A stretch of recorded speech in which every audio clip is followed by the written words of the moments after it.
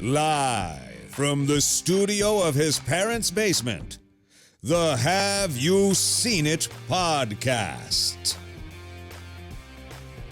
Hello and welcome back to the Have You Seen It podcast. My name is Mason Knight. Sitting across me is the one and only Cash Krause. But before we begin, if you guys can please be sure to smash that like button, comment below, subscribe to the channel, and hit that bell notification so we drop videos here every single day. Help us get to 1 million subscribers, Cash. It is going to happen. Manifest destiny. 1 million subscribers. My God, we're close. We are at damn near 15,000 subscribers. Very but we close. expect We're on to the be edge. Close to I would 1 say million. this is the tipping point. It is, yeah, absolutely.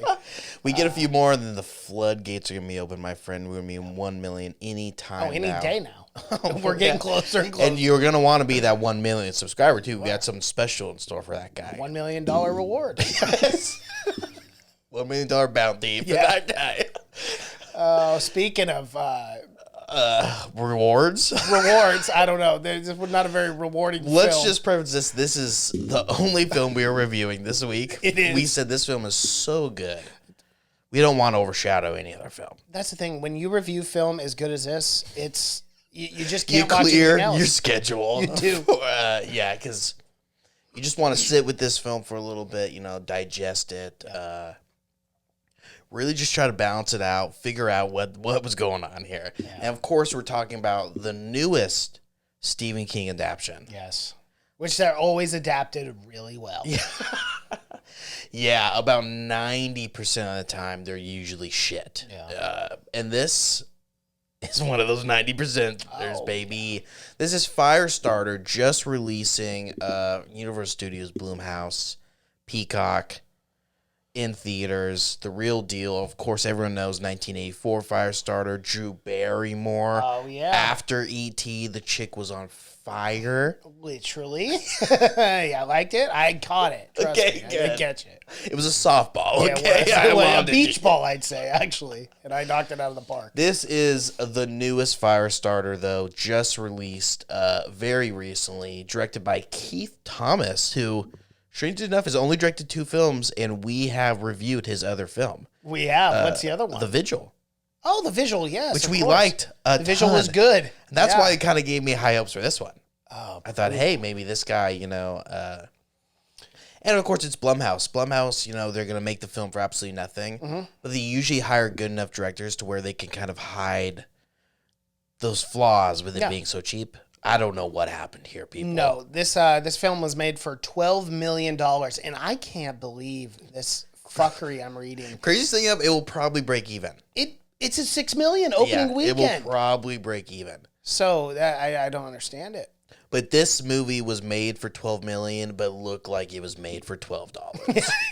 It was like your classic B movie. Holy hell! I don't know how they could make a movie that's not a TV movie look so much like a TV movie. For sure. It's besides it having Zac Efron in it, Right. which we got some shirtless Effron. oh my God! And I gotta say, the guy still got it. My question was, how long would it be till Zac Efron takes his shirt off? Answer 3 minutes into the movie. Of course. 3 fucking minutes. But I'm not upset by it. I gotta be honest. No, arguably the highlight of the film. Yep. Things weren't heating up yet, but I gotta say, this film was so bad that me and my dad watched this, and we both had to pause it halfway through and go and get a drink. Yeah. Just a strong alcoholic drink. So, I started this film, and I'm not joking. I drove and got a drink and came back, and I was I need a drink for this film because the first 15 minutes I was like, okay, I've already seen enough. Yeah. Paused the film, drove it. Well, that's what it is. You immediately know that it's going to be one of those fun to make fun of films. Yes. And those films are always better when they're accompanied by a little lubrication, a little, let you ease in there, get you in the mindset a little more. Because this film, there is a lot to laugh about. It is the laziest, the dumbest. So lazy. The writing is the editing is so fucking bad. It's like you'll never see a scene where there's 2 people on screen. It's just a close-up of everything. Everything's a fucking close-up. It's like the actors had it in the contract. Close-ups only. I do not I mean, this is one where it's like, again, we were talking about it earlier, but it's like Texas Chainsaw Massacre that came out this year. How does this leave the editing floor? I have no idea. And the fact that it was 94 minutes, there was literally no story to this whatsoever. It was like, we discovered this girl has got, fire capabilities. And then it's like these people with the cheesiest dialogue of all time. Like, I was laughing during this film. There's no way behind anything. You could care less that anyone was talking. No. And even like, the secret guy with the long hair with the blindfold, and they're like trying to make it dramatic with her and the boss woman. And I'm like, there is no meat here at all. This is like so surface level. Like, just corny. It's cheesy. It's cheesy as fuck, dude. Yeah, I know. And it's the opposite of every, like, and clearly the source is there. Stephen King, always gives you too much detail about everything, Like the shop and like what those people did, like the secret organization. Because if you don't know what it's about,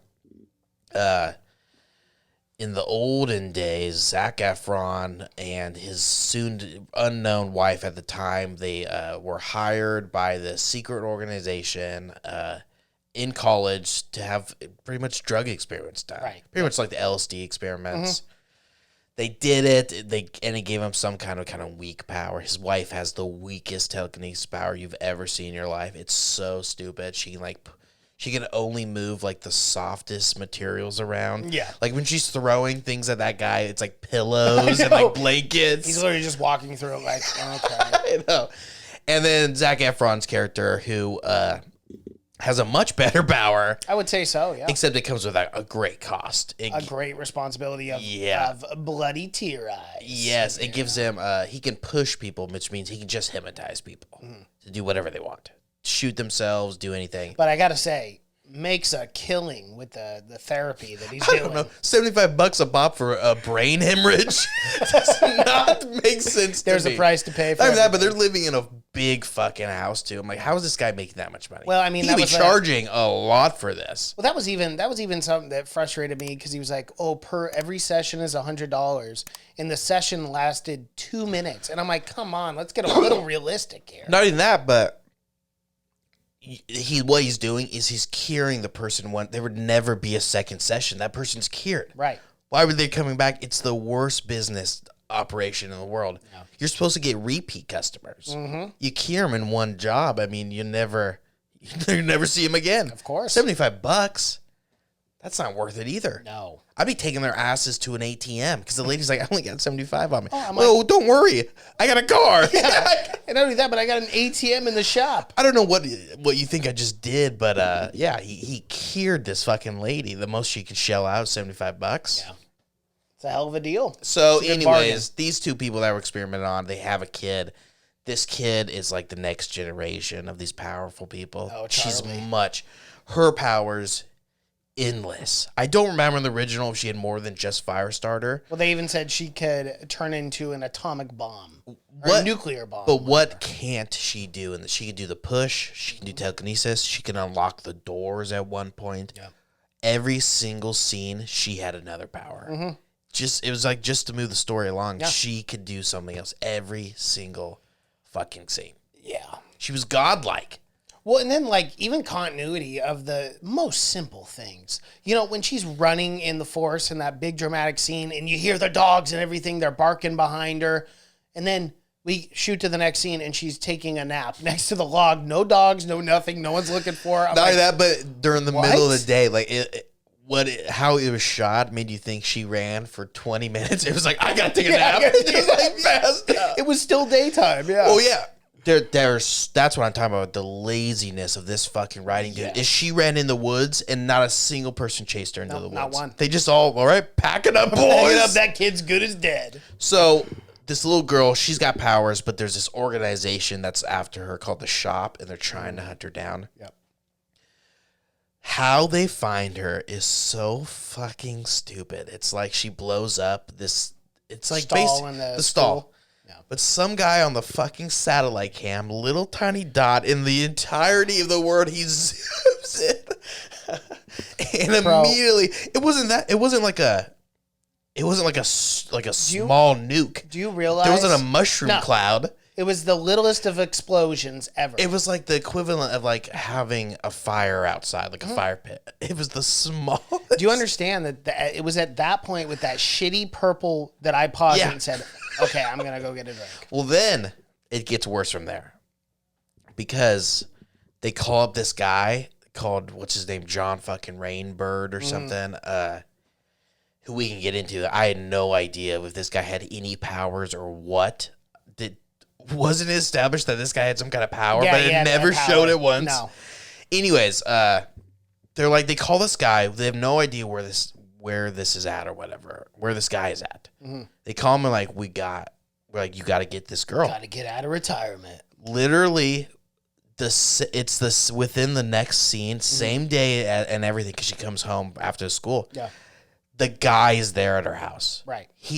Unless his power is to fucking teleport, there was zero. It made unless he was in the same town. Just happened to be, but there's no way he knew nothing about this girl. Nothing. He knew, but he was there, and that's what I mean. The writing was so like an 8-year-old could have written this. It was so fucking bad. An AI, like all you could have shown was that guy get on like a bus or something, show some kind of time lapse happen. He's there. He's in her backyard. Yeah. Well, and then, like, you didn't give a shit about any of the characters at all. Like, when she died, like, the mom died, it was supposed to be super dramatic. But the characters in the film didn't care. No! The daughter did a little bit, but the dad's like... They cried way more when that cat died. Yeah. Than they even... They buried the cat. They didn't bury the woman. They just left her in the house to burn. Bye, Mom. They talked about the mom dying, I shit you not, for maybe 10 seconds in this movie. And I'm not exaggerating. Yeah. They do not bring it. And then it's the craziest thinking where it's this guy, this John Rainberg, he's a super hunter. I swear they lure that he says that they were he at one point goes, you know who they experimented on before they did rich college kids? They lab rats. Indians and Native Americans. That's what he said. But he never shows that he has a power in the entire thing. No. But they insinuate it by like blindfolding him and stuff, but we don't know what those powers are. No. No. As far as we know, his power is he can project buildings in other people's minds. Because remember at one point she's in the forest and she sees the building get projected? Yeah. That's it. That's his power. Building projection. Cool. Fucking tie this guy down. Yeah. He's so fucking dangerous. So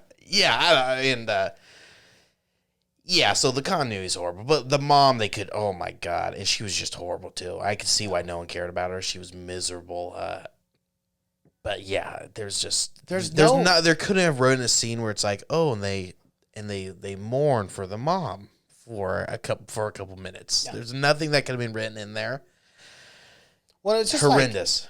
It literally just like started, and then we're already into it. Powers, everything, running away from this organization. We have no like context or anything. We don't understand this organization at all. And it was like the cheapest like way they could have done it. It was like, oh, there's a blue light, so this place is like hidden. You know what I mean? Like when they're walking through like the underground tunnels in the basement. I'm like, this is so cheap looking. Like, well, the dumbest thing was she gets after all this is happening, her dad's kidnapped and everything. And I can't even get into the old guy on the farm. Oh my God, what was the point of that, dude? The drunk guy? Yeah. Who was the guy who was drunk, who killed his kid and his... And not only that, he volunteered that information. No one asked what happened to his wife. Yeah. He immediately came up with a lie and was like, oh, she was drunk driver hit her. I'm like, no one asked for that. And then he ended up lying about it. Anyways, the fucking the old guy. I can't even handle it. The whole entire movie, dude, was just so. But anyways, like you said, the entire thing, it's like this. It's this hidden government agency, right? And like I don't even know how they're getting funding. Still, they've 20 years they've spent just looking for this one girl. They have this massive building.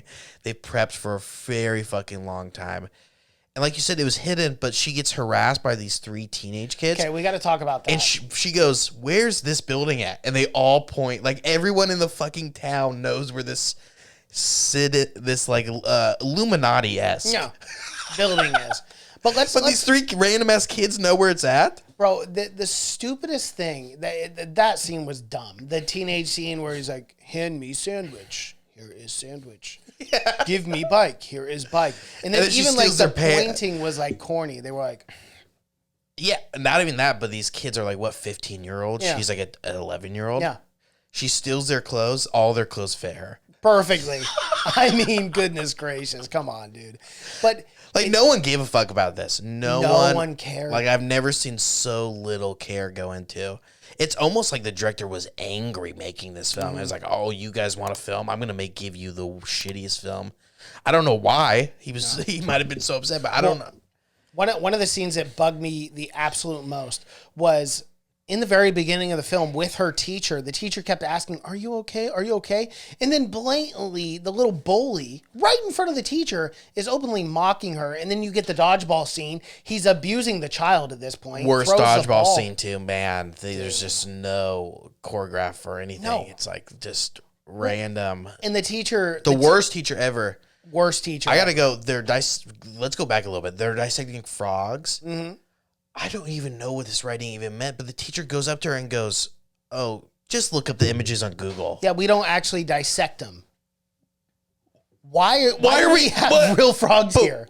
Why do I have a scalpel with a frog? Why is everyone around me dissecting frogs? Right. What the fuck? She goes, "Yeah," and then she goes. This teacher tries to convince her to watch more TV. She goes, "TV might help with your grades." Yeah. Well, the screen. Are they letting the actors write these lines? It's worse than actors. They're letting children write these lines. It made no fucking... Why are they dissecting frogs if the teacher into the thing goes, "Hey"? And then the kid calls her a freak. Everyone around here is dissecting frogs. It's so weird. That's what I'm saying, though. It's just lazy. It's just like all of that was It's just the such a lazy laziest writing I've ever seen. I don't know who the screenwriter is, but holy hell, dude. He phoned it in. Yeah, most certainly. Scott Teams. Scott Teams. Please tell me this is the last screenplay you ever Holy hell, dude. I mean, maybe it was just edited to all hell, but... Well, and that's what I honestly think a lot of Guess this what he film wrote? was. What? What did he write? Halloween Kills. Of course he did. That film fucking sucked too. Man, Halloween Kills compared to this film looks like fucking Gone with the Wind. No, that is true. Looks That like is true. Casablanca. But unfortunately, going down in his old writing career. Holy hell. I mean, there was just, like you said, it was like the easiest stuff that they could have done. They like went out of their way to fuck it up. Yeah. Like I mean, just all the dialogue and everything was just so like out of its way to be bad. Well, and like, I do feel like this film had to have gotten edited into oblivion in the editing room because, dude, this was 94 minutes, but there was just no story at all. It's just you did not give a fuck about anyone or anything. Well, that's what I was going to get into was like this guy, John Rainbird, who, I mean, in the book, he's just like a straight up killer. He doesn't have powers or anything. He just loves to kill people. And he loves to like, when he kills people, he loves to look in their eyes. He thinks it gives him like a power over like a death, which is awesome, right? Mm-hmm. Which would have been so cool to see. Like this just straight up psychopath. We never get any background to this killer. This guy, he kills her mom. It almost looks like an accident. We never get that. But the entire premise is this girl is after this guy. She wants to kill this guy, kill her mom. The very end, the guy just reaches out a hand and it's like, "Hey, you want to come with me?" There's zero. How'd we get here? Well, what's the turn here? right? Why? Why? He just gives up. He kneels down, and then she's like, steaming him, and then he's like, "Oh, okay." Just drying him off. Drying him off, essentially.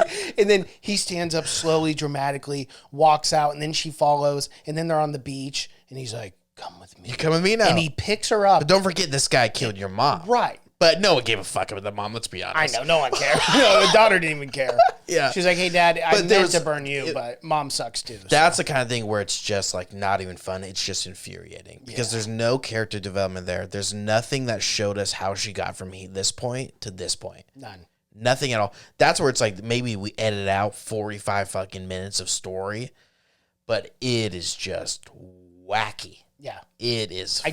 I can't even believe Stephen King didn't cameo in this because that's always a telltale sign of a bad Stephen King film. Even he stepped away from this one. Yeah.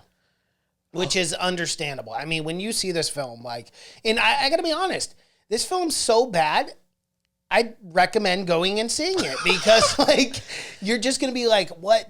How did this actually get? If I was Blumhouse and Universal Pictures, I would have just cut my losses and said, we're not dropping this film. They used to do that where they would delete, where they would just destroy every single negative so no one could possibly get this film.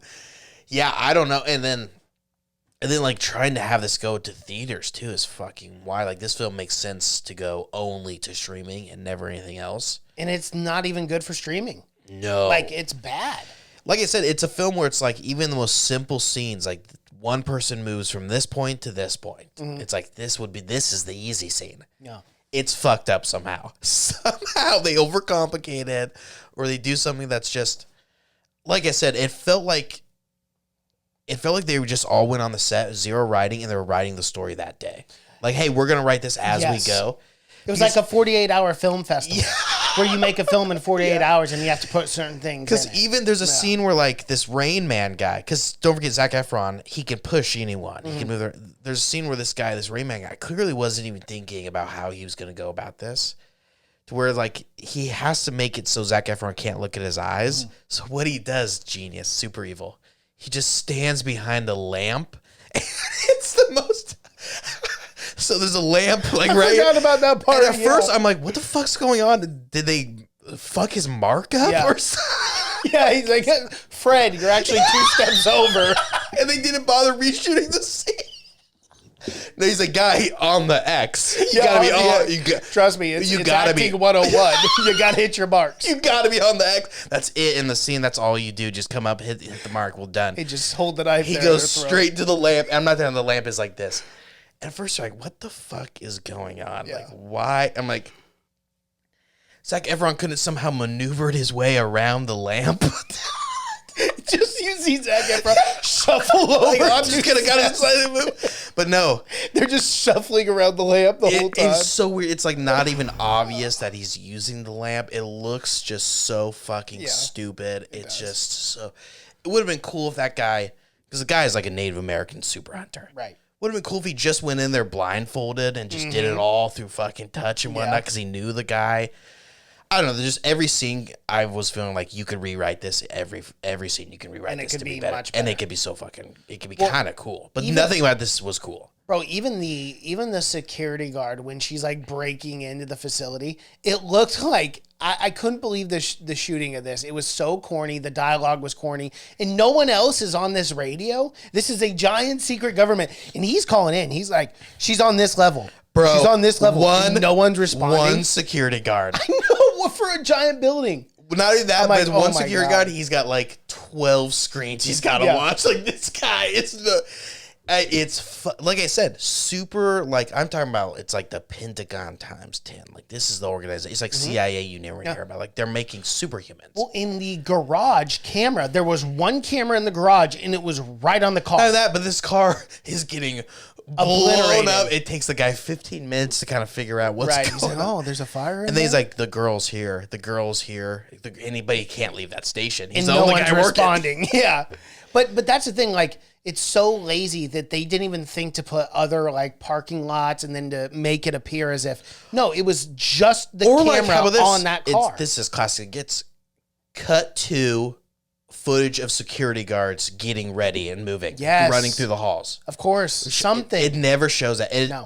It makes it appear that there is one guy running this entire, and he's clearly underpaid. He's running this entire security facility.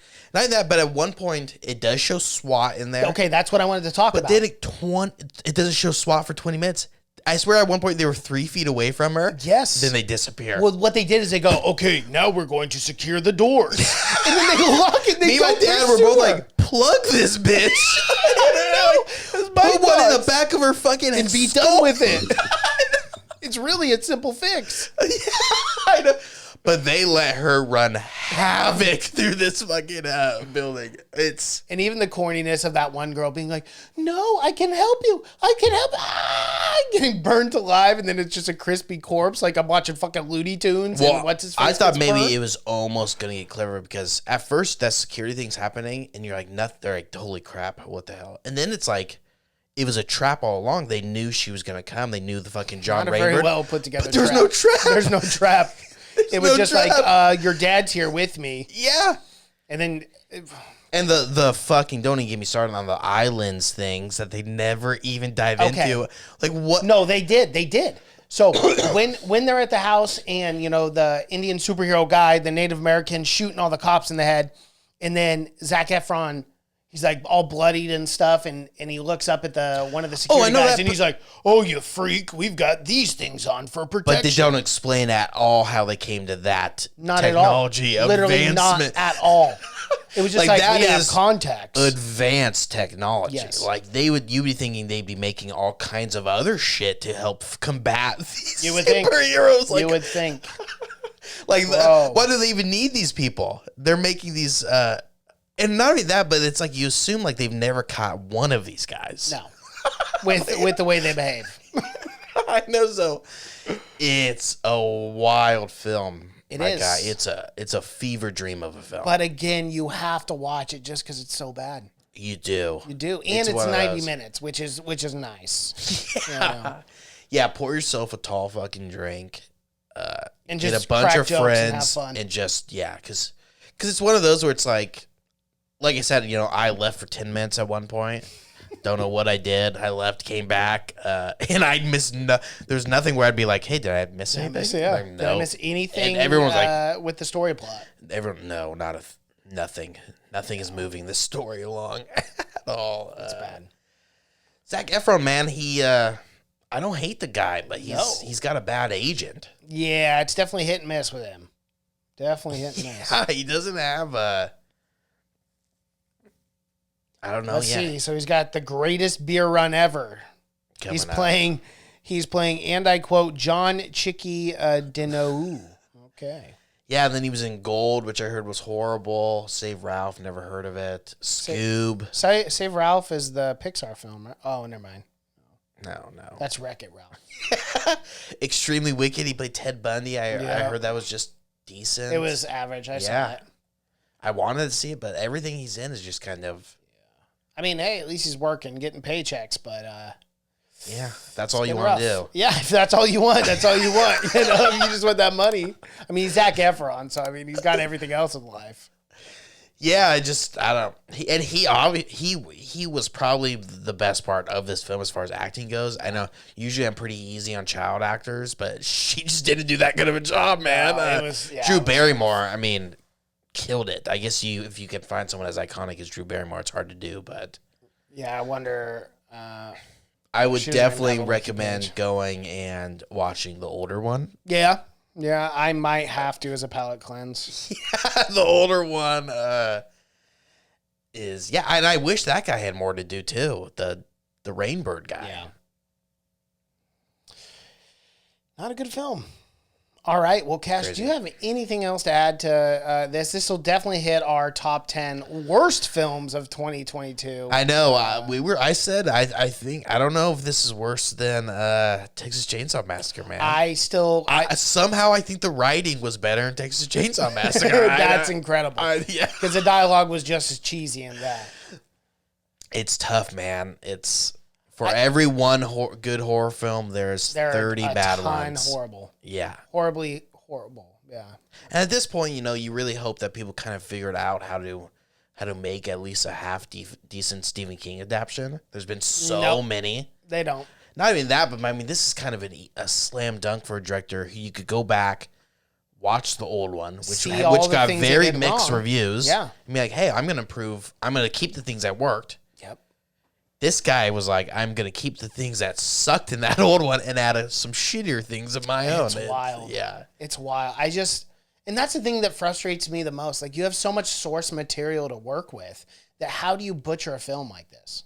Like, how do you do this bad a job? One, you have a book to go off of. Two, you have a 1984 film to go off of as well. You have all the content there that you need to make the best film possible. I don't know, and the kind of thing is we'll never know, but it's something. I'm sure it's got to be something behind the scenes, which those things will never get out. The director will never come out and say anything like that because he wants to work again. And I understand that. Yeah, but because Keith Thomas, like we have talked about it, but the visual was great.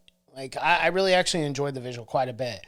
and it was very simplistic. It was about, Yeah, and it really kind of showed off his directing ability because there was so little kind of to do. But that's why I was hoping, man, this is the kind of perfect thing to get a small Blumhouse director that's kind of up and coming. Yeah, but not the case. And that was Blumhouse too. Yeah, I am still excited. I really hope like he can rebound from this and make a better film next time around. He's doing I know he's doing what? Guillermo del Toro's, which is an anthology series coming to Netflix. Cool. It's gonna be a bunch of there's a bunch of good horror directors all doing different shit. Guillermo del Toro's got so much shit coming out on Netflix. It's amazing. Really? Yeah. Good for him. Yeah, Netflix was smart, which they haven't been smart lately. That was the one good thing. Maybe that's why they're losing so much money is they're paying Guillermo. He's making buco bucks. But yeah, man, that's Firestarter. Yes, it is. 2022. I can't even believe. I don't even know why we watched it. No, I don't know. Well, I messaged you and I go, bro, it's. Well, I already watched it. I'm I like, know, yeah, man, you're we like, have now to do we it. have to. Yeah. All right, guys. Well, that is our review for Firestarter. If you liked what you've seen here, please be sure to smash that like button, comment below, subscribe to the channel, hit that bell notifications. We drop videos here every single day. Thank you so much for watching and listening. My name is Mason Knight. That is Cash Krause. And until next time. Bye.